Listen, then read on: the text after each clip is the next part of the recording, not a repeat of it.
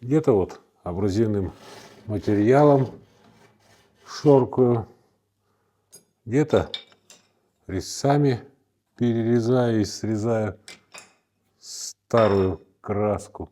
И таким, сука, незлобивым тихим словом вспоминаю того декоратора из прошлого века. Все хорошо, прекрасная маркиза, дела идут и жизнь легка. Ни одного печального сюрприза, за исключением пустяка. Так ерунда, пустое дело. Которое это кресло белой красочкой покрасил.